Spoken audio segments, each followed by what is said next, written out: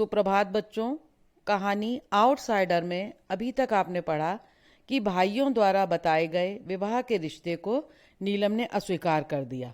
तब उसकी बहन पूनम ने उसे समझाया कि भले ही तुम्हारे इस घर के लिए अपनी खुशियां न्योछावर कर दी, पर तुम यहाँ हमेशा आउटसाइडर ही रहोगी। कहानी को आगे बढ़ाते हुए पढ़ते हैं शेष भाग। नीलम कहने को हुई कि जिस दिन ऐसा होगा मैं तुम्हारे यहाँ चली आऊंगी, पर नहीं कहा। पर प्रस्ताव तो पूनम को खुद देना चाहिए था। नहीं दिया तो बुरा भी लगा, पर चुप लगा गई। अब इससे क्या कहें, वह बेचारी तो खुद ससुराल के आतंक से त्रस्त है। कहना होगा तो सुदीप से कहेगी।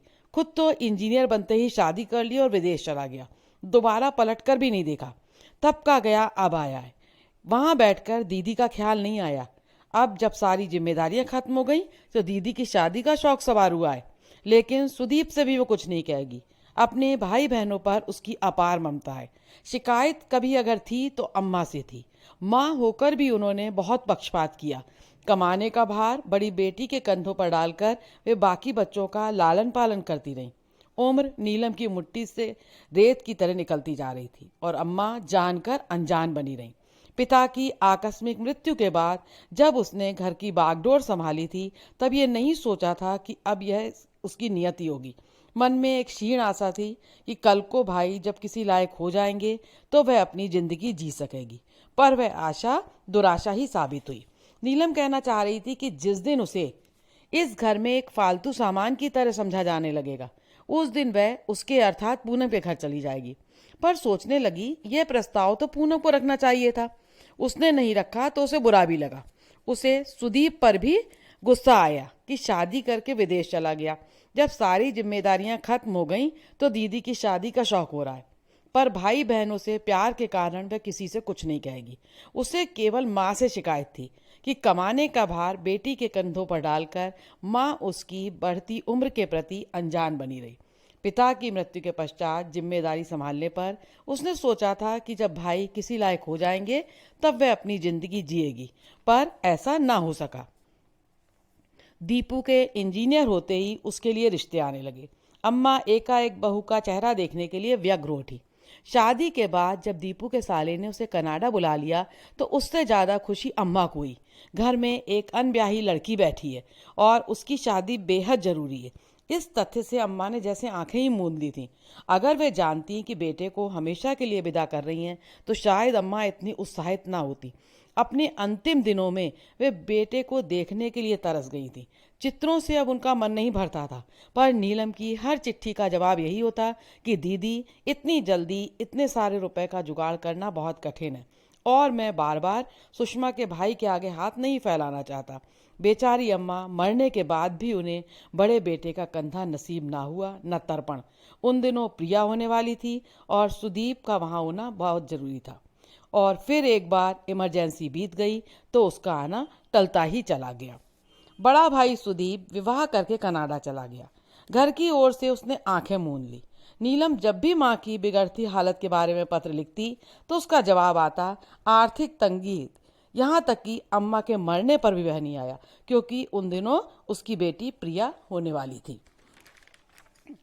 सुजीत बैंक में लग गया और वह इस योग्य नहीं था कि पूनम की शादी भी करता और सुमित की मेडिकल की पढ़ाई का खर्चा भी उठाता। अतः नीलम ही मैदान में डटी रही। पूनम की शादी पर तो बड़ी मुश्किल से लड़के वालों का मुंह बंद किया। पूनम के जाने के बाद घर एकदम सूना हो गया था, पर सुजीत की पत्नी अलका ने उस सूनेपन को भर दिया। सुमित ने खुद ही तय कर ली थी। उसकी शादी के बाद अपनी जिम्मेदारियों को पूरा कर नीलम बहुत खुश थी, पर वे वक्त नीलम की शादी की बात उठाकर मजा किरकिरा कर दिया था। नीलम की शादी का प्रसंग दब गया था। सुमित और नेहा गोवा से लौट आए थे। सुदीप जाने की तैयारी कर रहा था। नीलम ने सोचा सुदीप के साथ थोड़ा समय बिताने के लिए कुछ दिन छुट्टी बढ़ा लें, पर कॉलेज जाते ही प्रिंसिपल ने उसके हाथ में ट्रांसफ़र व प्रमोशन का पत्र पकड़ा दिया। प्रिंसिपल ने उसे बताया कि आज जो है, अगर आप नहीं आती तो मैं आपके पास संदेशा भेजने वाली थी। क्यों, कोई ज़रूरी काम था? हाँ, ट्रांसफ़र ऑर्डर आया था। ट्रांसफ़र और प्रमोशन एक साथ? प्रिंसिपल बनकर जा रही हो? कहाँ? खैर, जगह तो बहुत दूर बस्तर में है, पर सुनते हैं बड़ी शांत जगह है। कॉलेज भी नया नया है तो ज़्यादा समस्याएं भी नहीं होंगी। लेकिन मैडम, अरे भाई, अब क्या परेशानी है? अब तो तुम्हारी सारी जवाबदारियां खत्म हो गई हैं और भगवान की दया से you are a free bird now.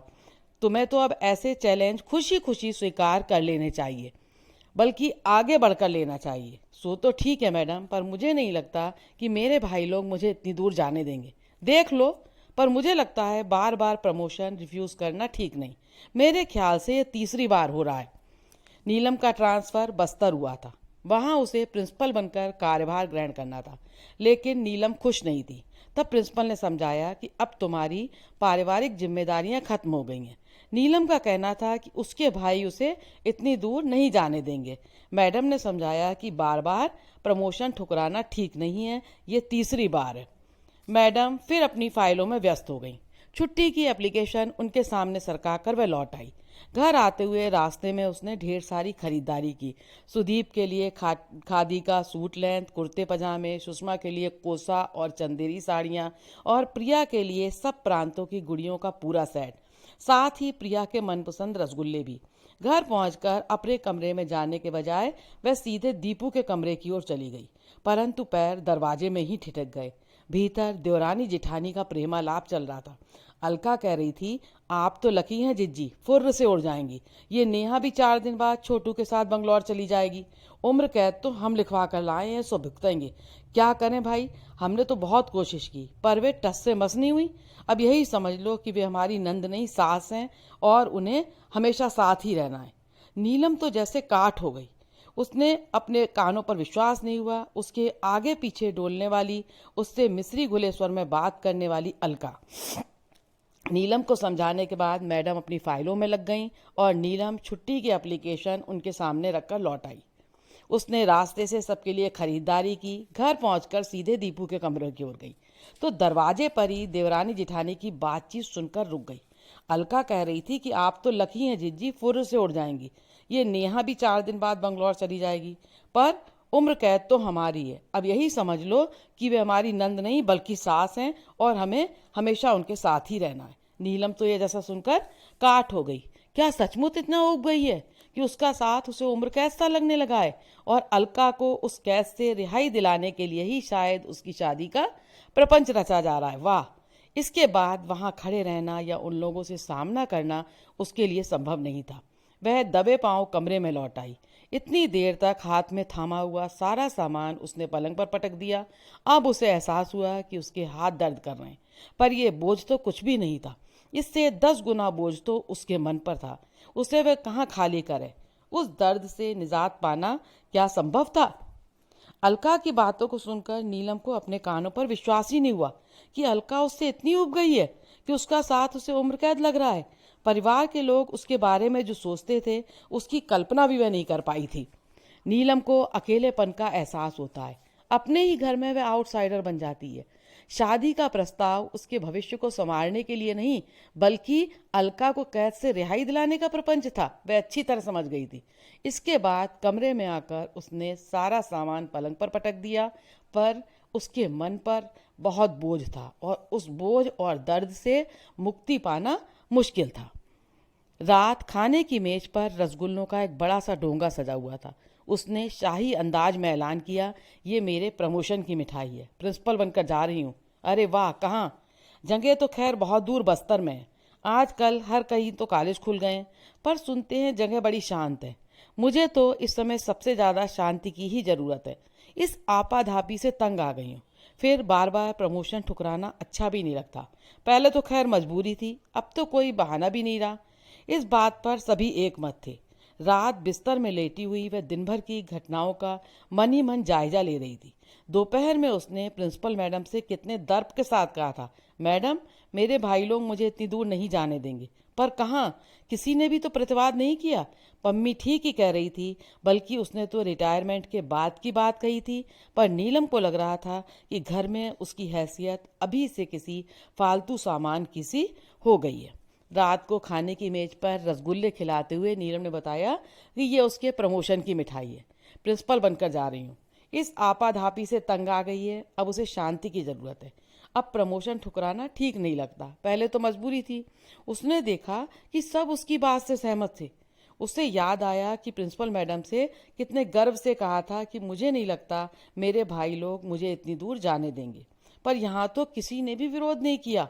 Pammi ने तो रिटायरमेंट के बाद की बात कही थी, पर नीरम को लग रहा था कि इस घर में उसकी हैसियत अभी से किसी फालतू सामान की सी हो गई थी। धन्यवाद। निम्नलिखित प्रश्न का उत्तर साहित्य पुस्तिका में लिखें।